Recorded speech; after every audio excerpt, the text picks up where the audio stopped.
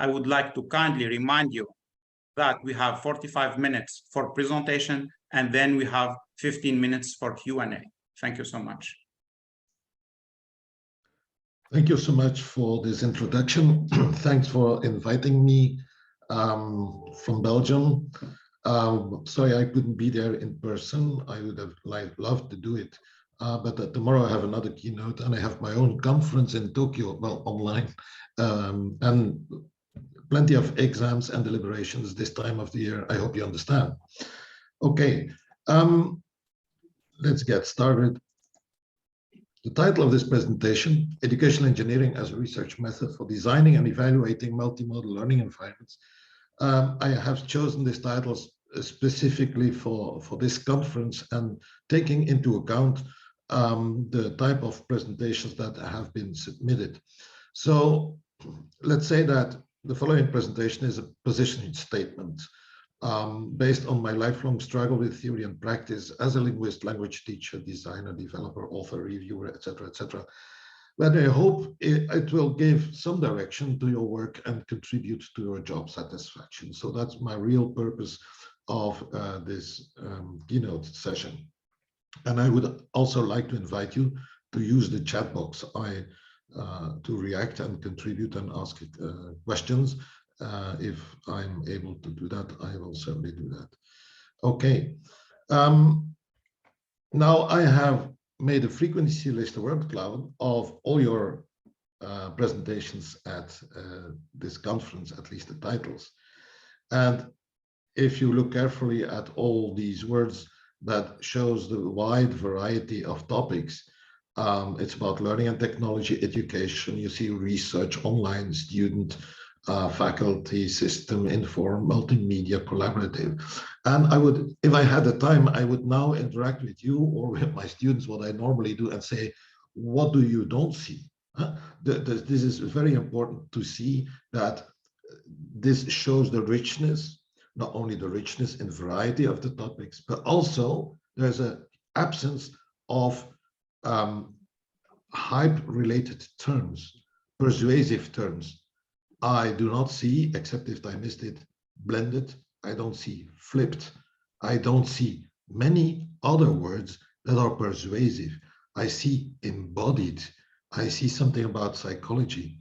I see things, aspects, and that makes me very happy. And when I went to the titles again, then I saw, yes, this is a kind of a conference we can only dream about because it's about the real topics.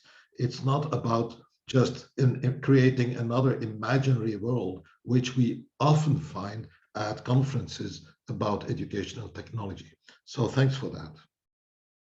My starting point, okay. Oh, another thing we did not see in the previous slide was, and that's also very strange, it's about the learner. You see very clearly learning, but what is missing a little bit, I don't see it immediately, I don't know if you find it yet, teacher, in the left, at the bottom left, the teacher. Where is teaching? Where is the teacher? My point is that if you really want to work in a learner-centered design, you should start with a teacher, because if you do not support and enable and empower teachers, you will never be able to create real self-directed learning environments. Sorry for my enthusiasm. So if I ask, when we ask this question to teachers, how do you prepare or design on the micro level a new task, on the meso level a new lesson, on the macro level a new course, a new environment? How do you process that? Where do you start? What is the next step? If we ask that, I could ask that to you in a workshop. That's the thing I often ask to other people in educational technology. And then you would answer, or most people answer by, well, I create this task, lesson, or course by applying a new pedagogical or an existing pedagogical didactic principle or model. I analyze the learner and the context. I write or select learning content. I choose a technology, like many of you are presenting at this conference. So these, some or most teachers, many teachers will say, well, I will create something starting from one of these possibilities. Nothing wrong with them. Other people will simply say, Well, let's think. Oh, I have a colleague who had this great idea, and I've read something in an article about. So, the second possibility is simply to copy tasks, lessons, course models as good practices if they work well, to copy them and to use them. What many people don't realize, there's often that we all improvise to a certain extent. We think for 5 minutes and think, well, is something coming up? These ideas kind of fall from the sky. Now, there's really nothing wrong with any of these possibilities. My main concern is starting with the psychology of teachers. And I think after a long career in this field, I think, well, it's been about learner all the time. It's time we start supporting, enabling, and empowering teachers again worldwide. One of the most important challenges is, and I start with the psychological side, the main problem for teachers is, how do I know when my task, my course, my lesson is good enough in preparation? And this is what I call, and nobody outside education knows what I'm talking about here, the Sunday night syndrome or the Sunday evening syndrome. Do you know that? Mostly in secondary education and higher education, I don't know. But there's the feeling you have on Sunday evening when you have to teach on Monday for 6 hours, on Tuesday for 7 hours, etc. And you know in advance that certainly as a new teacher in secondary education, that all your lessons cannot be prepared to a sufficient degree. And I have been a language teacher in secondary education for 6 years, and I must admit, Tuesdays were improvisation days. So I improvised a lot, and perhaps I learned, thank you, I learned a lot from that time when I had, and nowadays it's almost impossible. You have to fill in all the paperwork before, and you're tired of all the paperwork before you start teaching. So this is my starting point. People, think from the inside, how does a teacher feel? And this is, for me, I think if you want to work with educational technology, start with the psychology of the teacher. Not to neglect psychology of the learner, but we've been working on that.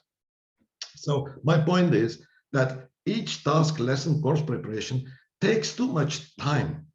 It takes far too much time, and it's, you know in advance, it will never be perfect. Now, what we do in language and teacher education is saying, oh, you should apply this didactic model and your lesson will be perfect. And this is why so many young teachers are disappointed the first years, because they do not reach that, they do not feel that effect, they do not reach that result. And psychologically speaking, this is important. Also, in our evaluation of teachers, we make them put a lot of effort in lesson preparation, etc., on the paper side. So they never learn how to simply stand before a group of young students and simply interact with them and build their approach from there. Now, just a minute. What is the problem? That pedagogical, didactic knowledge, models, principles, theories, etc., should be known and applied. That's a fact. We should respect that, absolutely. But at the same time, they will never, all these models and theories, they will never prepare teachers for all possible situations, context, and challenges. And this is what happens now in our teacher education at our university. That we want to put all the possible problems and knowledge models they need in one teacher training program, which is impossible. So my point is, after a long career, is saying, listen, we should give to these teachers the basic non-didactic and pedagogical knowledge, also technological, TPAC, whatever, everything you need. But at the same time, and this is the focus of my research, at the same time, we should help student teachers to acquire the skill to act if they do not know in a specific situation. And I don't know if you recognize this, and I could ask that to you, in how many times did that occur to you when you arrived in a situation where you did absolutely not know what to do and you had to act? And this is important. So how can we help teachers? in reducing the workload and increasing job satisfaction at the same time? How can we train or enable them to decide what to do when they do not know? So the model is in teacher training and all the programs and evaluation is saying, listen, one hand, these are the principles you should apply, but on the other hand, you should do something more than that in order to act appropriately. Before we go ahead, I would like to define, because terminology is a huge problem in educational technology. We are submerged by persuasive terminology like blended, flipped, digital, native, digital literacy, all terms that we should avoid in my view. This is why I'm going to work with the following terms, which I define in advance. The first term is design, and I should not explain that to you. You're all experts in design, but what I normally have to ask people is, why is this an important question for you? What is design? Think about it. What is design for you? And often they say about teachers, well, yes, teachers should become designers. L'Oreal, etc., talk about that. Yes, I completely agree. I train my students to become designers, master chefs, I call them. But what is design exactly when we say that? And most of you will know that design is a product feature. It's about the shape. But more importantly, in our case, in educational technology, it's a process. Design is a process. And now this will lead to one of my major hypotheses, is that if we all work on educational technology and we all focus, or most of us focus, on the possible effect of features of our product, of our technology on the mind of the learner and the effectiveness of the learning process. But my point will be that that goal, this effect on the learner and the learning process, that it has more to do with our design process than with the design product. So, and I will explain why. Let me first explain what is design in my view. Well, I can summarize it in 3 A's.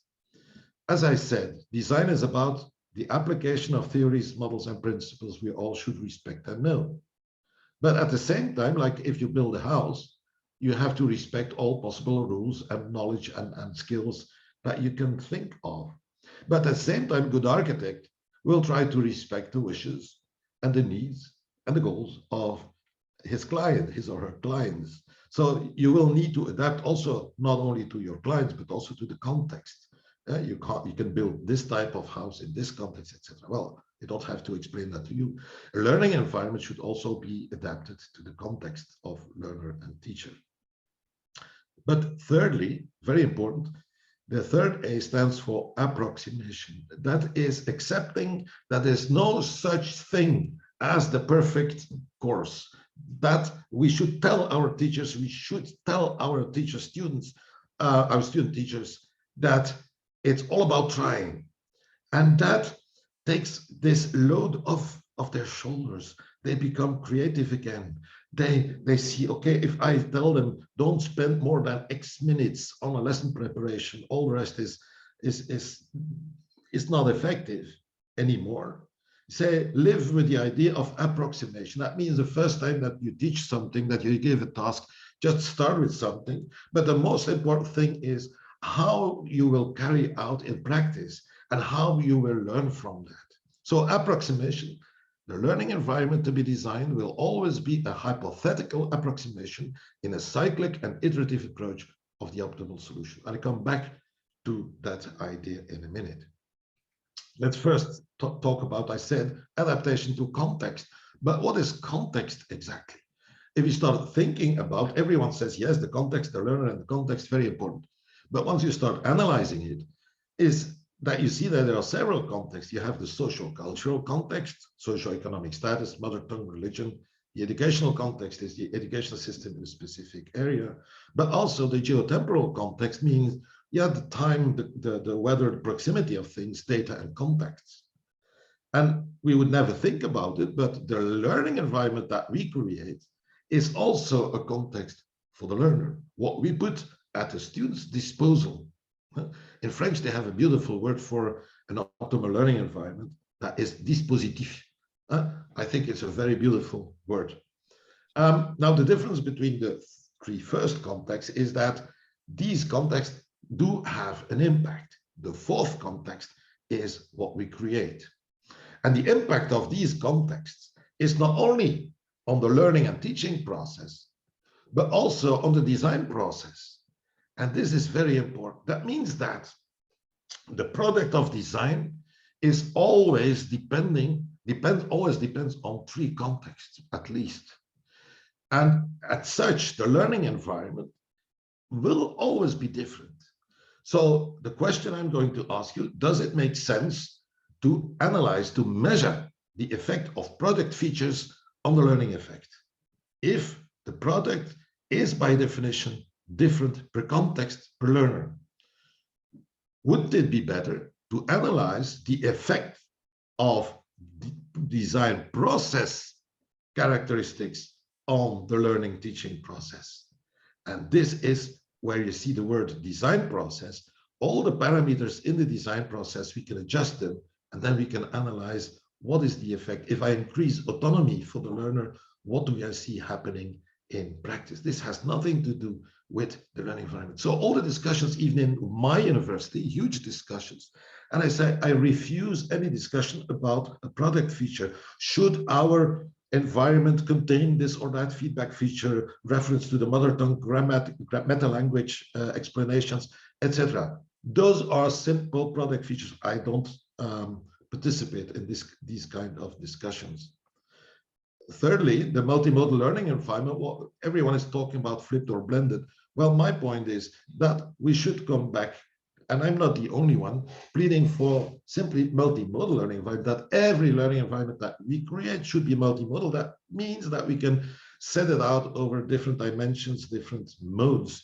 And you see here one example of how we can do that. It's simply thinking about not product features, but choices that we can make according to our hypothesis that we want to make for a specific context. So if we spread, the idea is, if we spread everything that we do, task, lesson, course, technology, if we spread that over autonomous learning, collaborative learning, coaching, and instruction, and we set that out over activity type, activation type, feedback, and evaluation, then you see 16 possible learning teaching activities.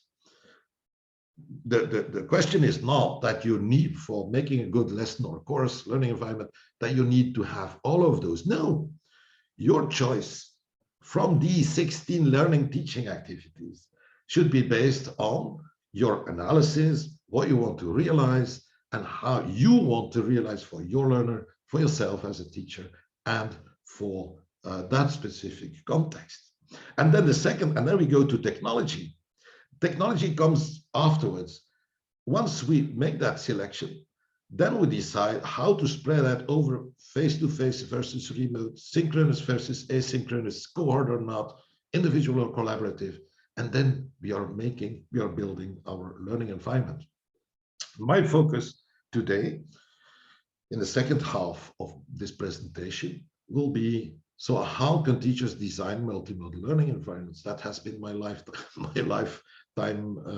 not, I wouldn't say achievement, my question, because it's a little bit frustrating that after 35 years in the field, trying to tell teachers what to do with technology, that in the beginning of this pandemic, that teachers worldwide in 2 days' time acquired more skills and self-directed acting than in those 35 years. So I say, what are we really doing? So we should be very careful with asking these questions.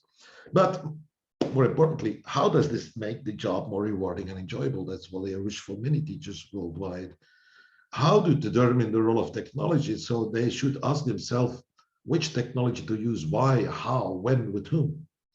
And last but not least, and I hope this is also a concern for you all, not only your own research, but how can you work with teachers so that what you suggest for them to do becomes research. if we see how many language teachers are at work, and we talk about action-based research and design-based research, but all this expertise worldwide by millions of teachers is lost every year, completely lost. And we in academia, in the research, as scholars, do not take into account. And my point is that if we give them a model to think about their designs of the learning environment, that will be a more efficient way to get that knowledge and that expertise and that experience back to theory, back to us. Because if we do that, if we talk about the process, what is your teaching process and what did it give you? Which effect did you see? It's like if you don't get your engine started, you have two buttons to turn, and then you can try to turn one button and try to turn the other one. The engine will run smoother or less well, depending on how you adjust the screws. So in my view, a learning environment is like this kind of engine, and you have to adjust the screws to find a way that it turns smoothly. Very quickly, for the remaining time, I'm going to explain very quickly what my approach, the approach I suggest to teachers will be, and that will be published hopefully. But it's some people, I recognize some faces and names, will have heard about this. I apologize for that, but I will be very quick. The only thing is, I have been working on this book for more than 20 years now. The problem is, if I'm honest, is that I do not work on a book under pressure, but I will finish this book when my ideas are finished, and they're not yet. I get a lot of feedback, and every time I get feedback, I get also new questions are raised. And this is why I keep doing this at keynote presentations and also on any other presentation type, just to see what people think. This is why your reaction to what I'm saying today is far more important than my keynote itself. Thank you for that. My first point is educational engineering. This is the name I gave to my approach, which fits what I have been saying so far. You can all call yourself engineers, and most people and teachers will think engineering has something to do with technology. And it took me years to understand that this was not the case, and that perhaps the term engineering was a good term to reflect the approach that I'm proposing. My view of education is that it's more like l'art du possible, as they call it in French. By its very nature, education can and will never be perfect. I've been saying that. So the most important argument is there is simply not enough knowledge available in terms of substantiated findings, which would enable us to improve education, solve problems, or design solutions in a systematic, methodological, and justifiable way. And we should accept that and adopt another attitude to our teachers and encourage them to explore and to accept that it's all relative. There is not simply enough knowledge. There is knowledge, and they should accept and know it and be able to apply it. But at the same time, as I said from the beginning, and what Piaget said is kind of a boutade, but it's l'intelligence, ce n'est pas ce que l'on sait, mais ce que l'on fait quand on ne sait pas. This reflects very well what I tried to say. Intelligence is not what you know, it's what you do when you don't know. And this is so beautiful for education, because there will be so many situations, even you, all of you, as system developers or users of technology, researchers in educational technology. Think more about situations and accept that in so many cases we simply do not know. And intelligence is about what you do or you do not know. And there came the idea, and I stumbled upon this article. It was an older one. He rewrote it in '85, but it was an older version from the years 50 or 60 by Billy van Coen, who said, by the engineering method, I mean the strategy for causing the best change in a poorly understood or uncertain situation within the available resources. Now, that is one of the best definitions, not only of engineering, but of education I've ever seen. So I adopted that for education, because that really, I have been looking at definitions of engineering, and You will find on Wikipedia, it's quickly about machines and products and etc. But just like technology has nothing to, not necessarily something to do with technical stuff, technology is simply know-how, and engineering has nothing to do with technology. Engineering is a strategy, is a thinking, a way of thinking. And so I adopted the term educational technology. I'm not engineering. I'm not the only one. Some people in Holland are also using the same term, more or less with the same acceptation. So my definition would be engineering is a strategy to apply when not enough knowledge is available. So what do you do? Well, it's simply said, you just do something, whatever. It's instinctively based on what most people do, a good practice. You start with what you think very quickly is the best way to do. But the more importantly, what you do is analyze. You work in a systematic way. You try to analyze the context, the relevant context. You design in a methodological way according to design principles. You develop, implement, and more importantly, evaluate. That means that you know that you're trying, you know that you're not gambling, you just trying out, you're never sure. So it's about accepting the fact that in the next loop of your learning environment, of your task, your course, your lesson plan, that you formulate a hypothesis. You say, well, I'm not sure, but I would guess that probably for this task, I will focus on this or that. And I will formulate a hypothesis that this will lead to more identification of my learners with the objective I formulate. Now you can formulate hypotheses all you want, but in order for these hypotheses to become research, you need a validation method. That means that you have to formulate in advance a way to check whether your hypothesis has been validated or not. Otherwise, it's not a good hypothesis. You all know that. Now, what I present, and I'm not going into detail here, it's an iterative cyclic instructional design model based on, you see, on the various cycles. So once you teach a course, it's one cycle. You design it, you implement it, and you evaluate it. And then what I do normally, even during my classes, but immediately on my computer, I write down in a file ideas and suggestions for next year. So otherwise, after a long vacation period, I would have forgotten what I learned. So, but also I write down my hypothesis. I want my students this year to be more just by doing this. And I will compare the actual result with the expected result and make my conclusion for the next cycle and iteration. So I will change the design process. Very importantly, it's not about the product features. The discussion is not, should we do this or that? The discussion is, during an analyze, did I focus enough on this aspect? Did I take into account the multicultural aspect enough? Did I focus enough on the relatedness, on the competence, the need for competence, relatedness, and autonomy for the learner, etc., etc.? What will be the implications? What should be the implications in my hypothesis for teachers is, well, or less Sunday evening syndrome anymore, another attitude. Okay, I'll just try this, and then we see, and we learn from that. And in the end, after several iterations, I will have a far better result than I try. This is what happens with many teachers when they put an enormous amount of effort into what they think is the perfect lesson, and they give that lesson and they can fail completely. They forgot something, and they are so disappointed. They said, well, I applied all the didactic and pedagogical models and psychological models perfectly, and see what happens. And these students, they don't deserve my pearls. That's a little bit the attitude. And very importantly, in my experience, is that teachers can also involve learners in design when they formulate a hypothesis. Depending on the level of the students and the learner agency and their identification and self-regulation, then you can involve these teachers, learners, and then ask them, okay, what I tell my students is, listen, student, the idea I had was the following, based on my thought of what you would need and want.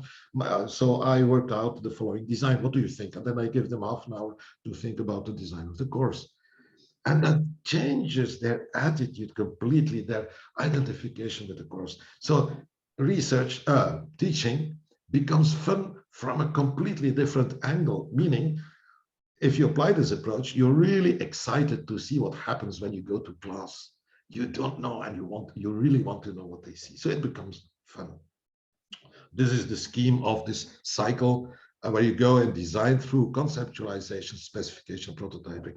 These stages are very important because I will focus a little bit more on this conceptualization and specification in a moment. Now, my approach is that every teacher, also as a researcher, we should all become engineers. We should all become master chefs, as I call them. So I tell my students even, well, do not apply my model in your practice. You should develop your own models as real architects, as master chefs. And I teach them to become master chef. And I tell teachers, you need to know theory, but theory is only one half of what you will need to perform well and to be happy and to survive in education. The other half is this attitude of engineering strategy to apply when you do not know. Now, I have my personal engineering. So I tell them, listen, distributed design is only my personal model. Make your own, but let's all become engineers. So there's no fixed pedagogical model, no fixed pedagogical approach. What is for me very important, let me tell you very quickly, I summarized it in 4 paradigm shifts. Many of you have probably heard about them. Well, they are paradigm shifts because they change and invert completely some current thinking about technology and education. My first is the ecological paradigm shift, and it's the statement that no technology carries an inherent, measurable, and generalizable effect on learning. The targeted effect can only come from the learning environment as an ecology.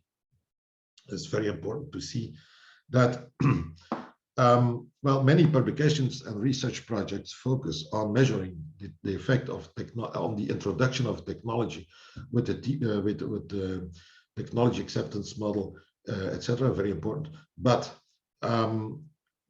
this is a paradigm shift, meaning it's my, remember, working hypothesis. I can't prove this, but it's a challenge. Let's work together on trying to see which hypothesis can be validated. This is my research hypothesis, meaning if you work well in designing an ecological learning environment, meaning that in Bronfenbrenner ecological systems approach, it's like taking into account all actors and factors and parameters and elements in the learning in the context of the learner. So it's a very strong statement. I'm very aware of that. This, if you want to measure something, do not measure the effect of technology, and you'll explain in a moment why not. Measure the effect of the entire ecology of the designers. And this is my second paradigm shift. If that is true, then the eventual learning effect of the learning environment is proportional to the designedness of the learning environment. So it's not about some powerful product characteristics. Okay, I'm not against, of course, Mayer's cognitive multimedia principles and theories and hypotheses. Of course not, they are very important. But it's about focus in research. If you're looking for learning effect, do not look for product features as technology or any other element. Look at the process behind the learning environment. This is my point. The learning effect is proportional to designers.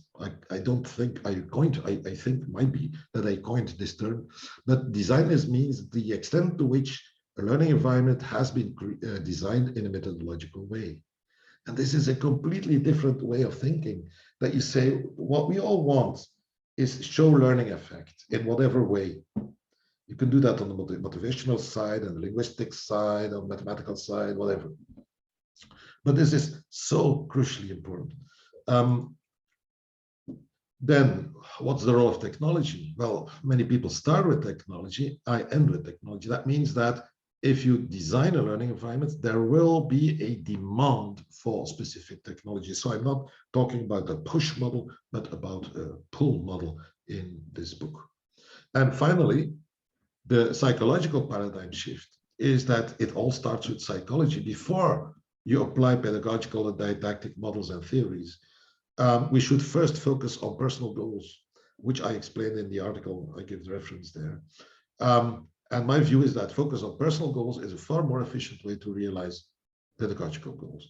It's not easy to explain, but I'll come back to that point later if you let me. But these are examples of engineering approaches where you say, if you do something, try to formulate for yourself hypotheses. And these are, I call them paradigm shift again, because they go strongly against some current thinking. So my psychology first, what's important in psychology? Well, there are so many models and theories, as you can see, very important, which we should all know more or less, but at the same time, they all come back kind of to the same principle. If we want, people want to see a reward before they make an effort. That's kind of a basic rule. We need satisfaction of some needs and goals in order to identify ourselves and self-regulate.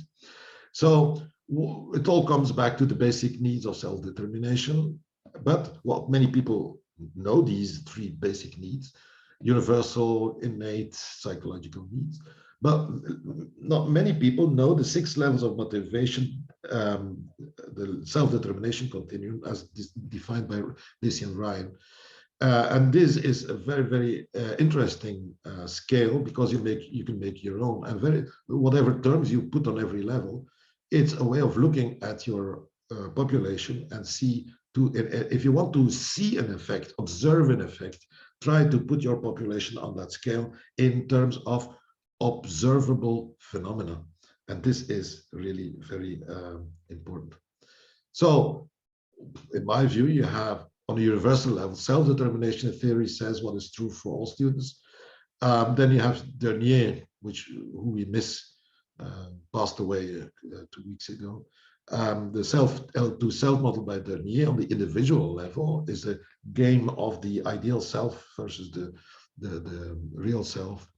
All the self-images, the auto-self against the ideal self. And in between there, I have my theory, which works for groups of students. So in between the universal and individual level, you have how to determine the goals and needs of groups of learners. And this brings us to my goal theory. And it's a little bit complex, but I'm not going to explain everything, but it starts with the conflict in the teacher's mind, between what they think they must do and what they want to. That fits the psychological theory. It's not my invention. It's trying to summarizing what people say.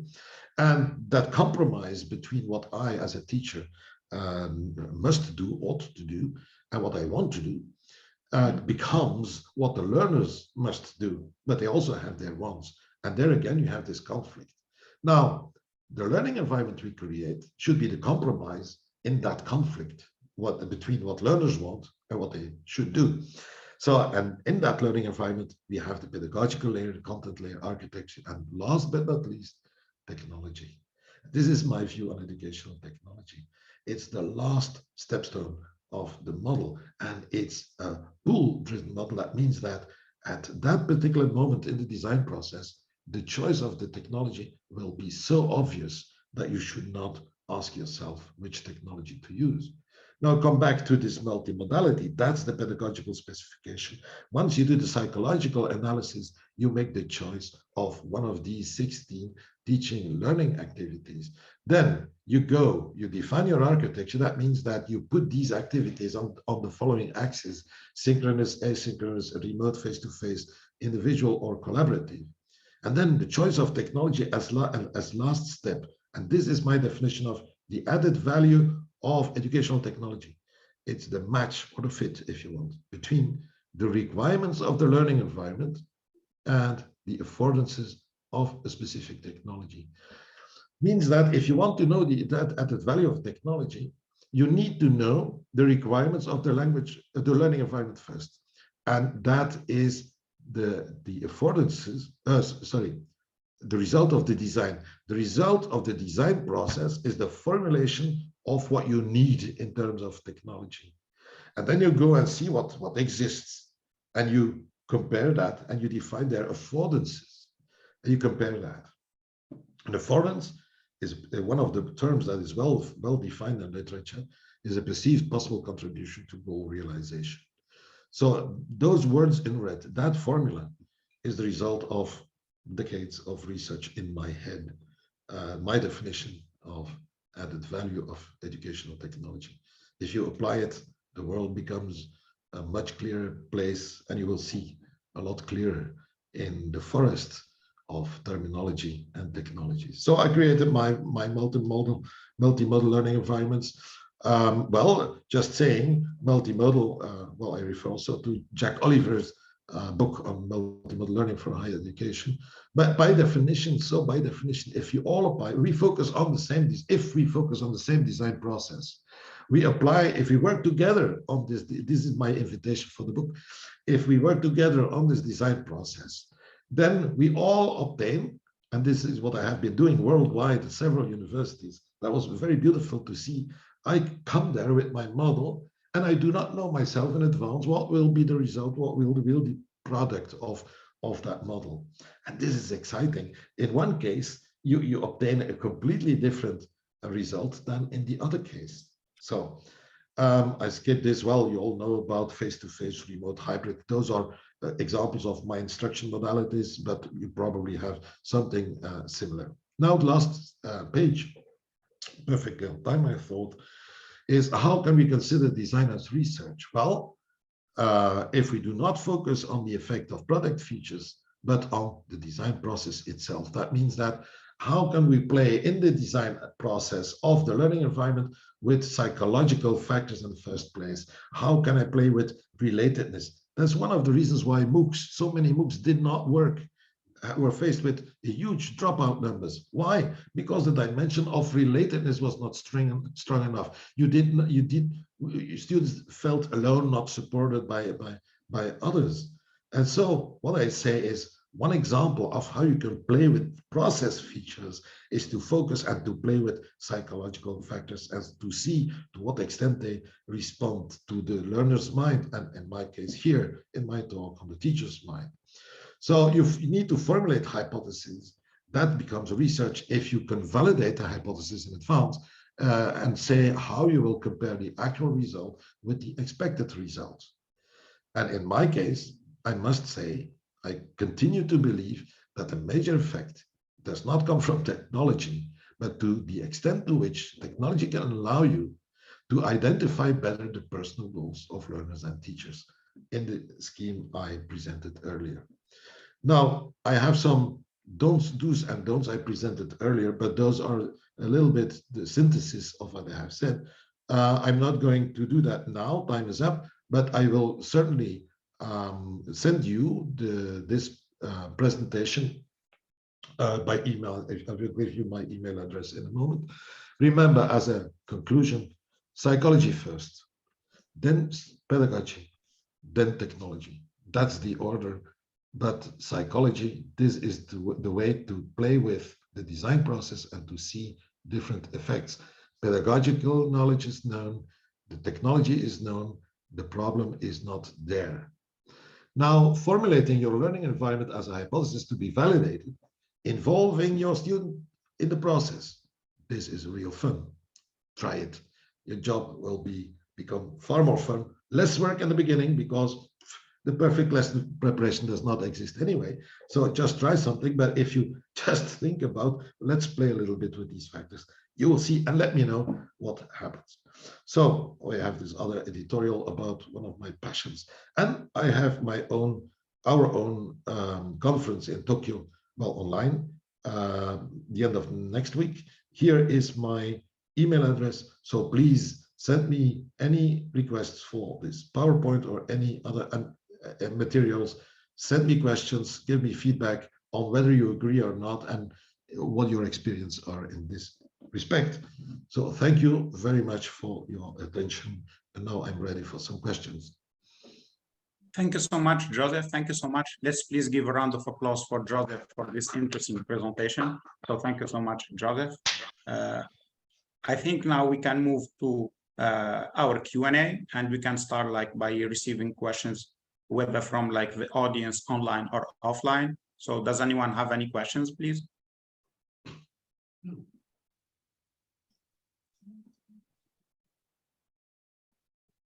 please feel free to raise your hand so I can see you, or if you are like offline, you can get closer to the microphone and feel free to ask your questions.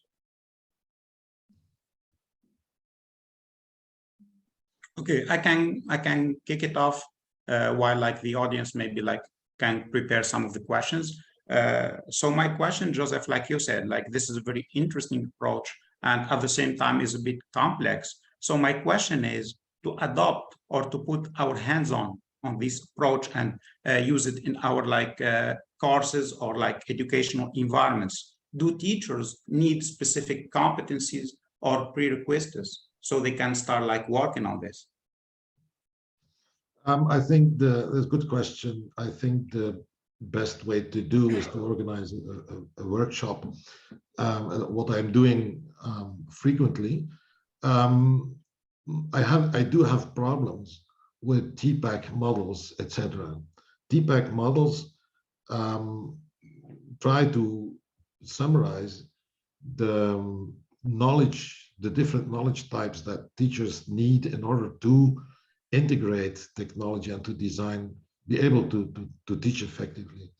But the model has this advantage of these models, there are several TPAC models, has the disadvantage that they present the teacher as a dumb person, as a person, and in most articles I've read is, oh, we use TPAC to measure the teacher's knowledge about technology, pedagogical, blah, blah, blah.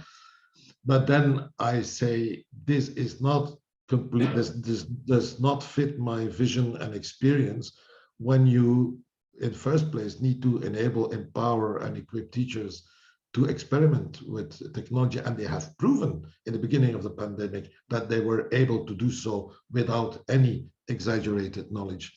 The question is, do teachers need knowledge and skills for to use technology in an effective way? And I say no.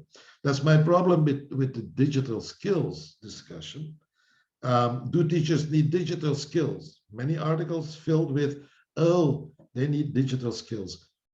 And I say, if a technology needs digital skills to work with, it's not a well-designed technology. An example, when teachers started in the beginning of the pandemic using Zoom and all these other conference tools, conferencing or online teaching tools, they did not have that knowledge. What they did was, okay, let's go ahead, let's try it out. They asked each other, they looked it up and just started working with them. And then they realized whether you use Teams or Zoom or Blackboard or whatever, it's all more or less the same functionality. And within 1 or 2 days, they had it in their fingers and they knew they did not know all the functionalities, and they even don't know about Word and Excel. They will perhaps know only 10 or 50% of the functionalities in those programs. But the most important thing is their attitude. Attitude is more important and saying, well, let's look at that technology to see if it helps me, to see if it helps my learners. And I give that technology 5 minutes. I give that technology, and I teach that to my students. The way to evaluate educational technology is you give it 5 minutes to convince you that you can work with it in the first stage very quickly, and then go ahead. And if you want the advanced features, you go to YouTube, whatever. But the term digital skill, imagine what they dare tell you, that digital skills are something that exists. Working with Excel is not a digital skill. It's first about knowing how to order your reasonings. If you have to fill in your tax form to make a budget, a business plan, it's more about the logic of your business plan than about knowing how to do the cells. Is it an absolute cell reference or relative cell reference? Just to say something, how do you do that? Just type it in. you will get the answer. And it's all about, but telling teachers that they should have the skills to work with technology A, B, and C, then I tell them, well, it's not worth it, because all these technologies, look back 5 years, where were we? All these technologies will be different within 5 years. So digital skills have no usefulness. Forget it. We should not focus on digital skills. We should not expect teachers to have these digital skills.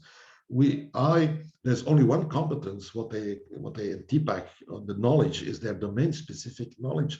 They should be experts in their field, and they should be able, together with the students, to say, and there's a unique teaching opportunity to explore with their students technologies that could be useful for their specific knowledge to be acquired as learning goals. Okay, I'm trying to provoke you here a little bit just to get more questions, but anyway. Thank you so much. Thank you so much, Joseph. So I can see now, like, we have like a couple of questions from the audience. So we can start with Scott, then we go to Tamara. So Scott, please, the floor is yours. Yeah, okay. Yeah, so sir, thank you very much for your insights into educational engineering. So when you talk about design as research, right, you talk about it's not just about the product, you focus on the process. So in a way, do you think it's more like a hypothesis formation, and then you have to revisit again and again and again, so that eventually you can validate the effects of, let's say, your hypothesis? Thank you very much. Yes, the only, hi Scott, nice to see you. The only difference, it's funny because I see here a mail message coming in from one of my students about the design of his learning environment. Okay, these validation cycles, what is normally in an agile or a lean approach, or a rapid prototyping in software engineering, in my model is not really that. So I'm not, let's say, I do not suggest to design an environment, to go to possible users, to ask what they think, go back to the drawing board and change things. The only validation, and it's a gradual, cyclic, iterative validation, meaning I put it in practice. Your next hypothesis, it's a cycle that goes through the real world validation. And I don't, in my case, I never ask, well, next year's course would look like this, what do you think? And only after 5 rounds of revision, then go to practice. No, I base myself only on the real world experience of last year, and in order to evaluate it, and the next cycle is then the next real world iteration. This is very important, and this is perhaps a problem for education, because I remember in the first year I was a teacher of French in secondary education. I had a unique opportunity to give this. I had 4 parallel classes as a beginning teacher. That was an amazing advantage, because I could see immediately when I had to teach in the first class 1 hour, and I gave exactly the same lesson in class 2 the same week, in class 3 the same week, in class 4 the same week. I discovered that the effect of having taught the lesson was much bigger than any other theoretical or technological add-on to my course. So, and that kept inspiring me, because now, as I told you, I have to write down and remember, hey, this year I tried this and that, this did not yield the effect I wanted. So next year I should focus more on this. Like an example I want to give you for my course in instructional design, I want to give this course another last time next year, and I want absolutely to reach the effect I have always wanted to see after all these years. And the one difference I formulate for myself for next year is that the students should have more examples. You probably agree after my presentation today that by giving more concrete examples, it would be easier to understand the theory. But I will work very hard this summer on having more cases and a continued example, so that I always expected students to understand when I explained my analysis model, my conceptualization model, that they would understand it. So now I'm drifting away again. Just to come back to your question, this iteration is indeed very important, but it's not like in Agile or Lean that I present my concept for prospective students and then refine it and only do my real world test in the last version. A design of a course, I've been teaching a course for 15 years now that is not perfect yet. And this should, but perfect does not exist. Students change all the time. I change all the time. You have to live with that idea. So if teachers would adopt more this approach, they would be a lot happier, and in my view, they would have more effect just also by building a stronger connection with their students. If you involve your students in design, it's one of the most important factors. I could talk during hours about how funny it is that things that have not to do directly with the didactic pedagogical approach that may be more effective than the didactic pedagogical approach itself, which should be there. And this keeps inspiring me more and more to tell teachers, apply some serendipity. That means that do not only put all your eggs in the same in the same thing. Do not put all your effort on this didactic pedagogical approach. Try to experiment with the psychological thing. Give some attention to some students. Encourage some students. It takes 1 second to have a huge effect on the psychological side. Okay, you need to stop me, otherwise I will continue. Okay, there are other questions. Phil. Okay, I will. Thank you so much, like Joseph. Thank you so much, Scott, for like this debate. So I think we can take another question from Tamara, and then I can see like in the chat box, Philip is also like have a question. So after Tamara, we can go to Philip. Tamara, the floor is yours. Thank you. First of all, Professor, thank you for the presentation. I had a doubt regarding, as students, since I'm a student of engineering, I wanted to know what we as students can do to be more engaged with our teachers, and then so that we can transform and redesign the learning environment and get a more fruitful outcome. Well, you must be the perfect student.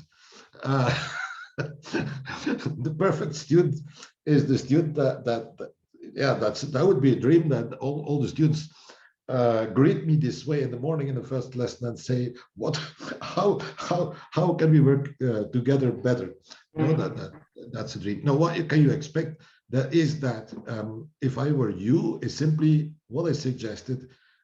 Try to find a way to discuss design issues with the teacher, with your professor, whatever, without making it sound as criticism.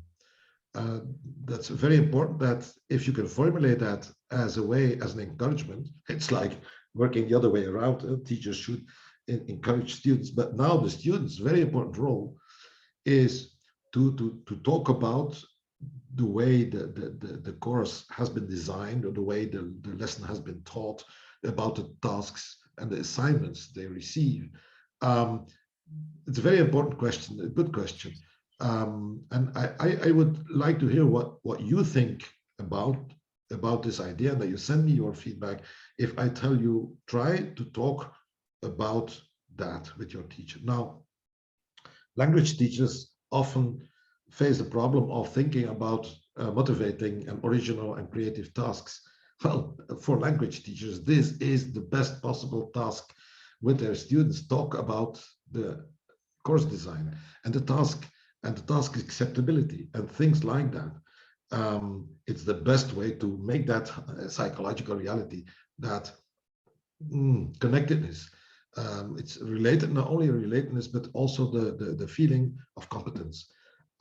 If you talk about design with your students, or vice versa with your teachers, in both directions, that gives the feeling of competence.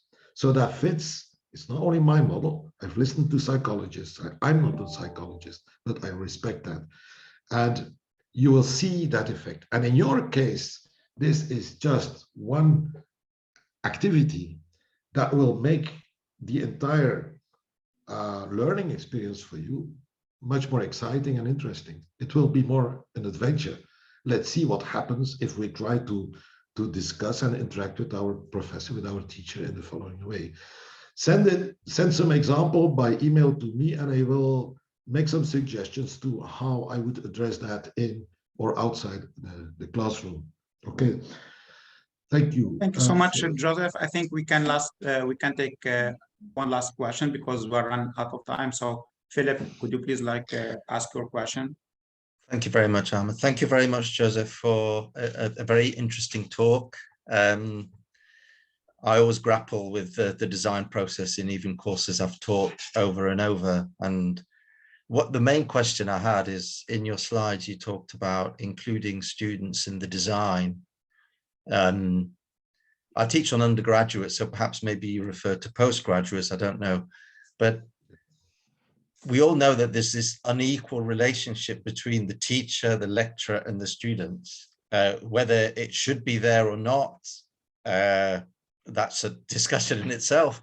The fact that it's unequal is because we mark their work. So sometimes they expect us to be in control of the situation, not necessarily explicitly to have power, because they obviously appreciate that teachers are different or instructors are different. I often ask students, what did you think of this exercise? You know, and they kind of look at you in a different way, because they think, well, you're the teacher, you're asking me for your input about the exercise. And then you get into that sort of uncomfortable scenario where you think, well, actually, I won't ask, you know, I'll just, but I do agree that you can actually have an open discussion with some students, perhaps one-to-ones. What I've tried to get students to focus on, as well as to work in groups and encourage them to do some peer learning as well. And as a way to encourage them to, for those who know one particular area, to help the other and vice versa, with me obviously facilitating that. Yeah. You give beautiful examples. Thanks for the question. It's indeed a question of level. I'm talking about master level students in instructional design. Then of course you can talk about the design of the course. But I have been teacher, secondary education, and many other language courses, teacher training courses. So I have experienced many different situations. And in your case, where you talk about, let's say, bachelor level, where you have huge or larger populations, where you cannot simply or don't have the time even for asking students what they want. And what they normally do is typical survey, what do you want in this course, or even afterwards. What you did was ask afterwards. And that gives the impression to students that you are uncertain about your didactic pedagogical choices or your choice of exercise type of task you have given. That would be my impression. What works as a hypothesis, again, what I say today is a position statement, is just some hypothesis to hope to inspire you to try out things. If you ask in advance, that gives in advance, that means, but you start with something. You say, listen, this is the course description I have written this year for you. And I leave you, or you can, I know my problem is as well, you have to, it's a kind of a course description is fixed. You can't change a lot. This is why you should not make it too detailed and keep in mind some choices that you can leave to your students.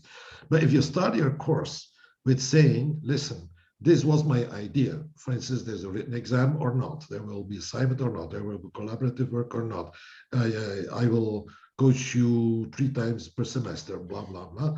So those are, if those are the degrees of freedom for the design, you ask in advance and you give them time to discuss that.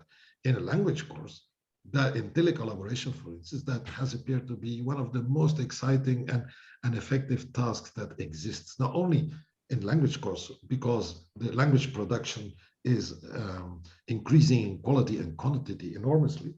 But if it's not about language, it's about your best way to show your appreciation and interest and commitment to the students. And if you really value their feedback, you do not ask afterwards, but you give them degrees of autonomy in the beginning. And depending on the level, indeed, on the master's level, you can almost give many degrees of freedom. And I know first year, bachelor, whatever, it's very difficult, but you can still make it simple and say, listen, focus on one aspect, give them the freedom, take a moment to discuss that, and you will learn more about your design than with many other methods. So it's, I see that many teachers have this fear of Joseph, sorry to interrupt, Joseph. I think we are running a bit of time, like we are taking like some time from the others. Thank you so much. I know like you initiated a very important discussion, like it's very important. Please feel free to send your emails to Joseph, and definitely he will be happy like to answer all your questions. So again, please let's give a round of applause for Joseph for this very interesting presentations. And thank you so much. I hope Maiga forgive us for taking like some of his time. So Maiga, the floor is yours. Thank you so much. Thank you so much for the presentation and the keynote. And so to follow up this session, and before you go to the coffee break, we have the last session, which is TCLT annual report. And is that okay? Sorry about that. I need to stop recording and then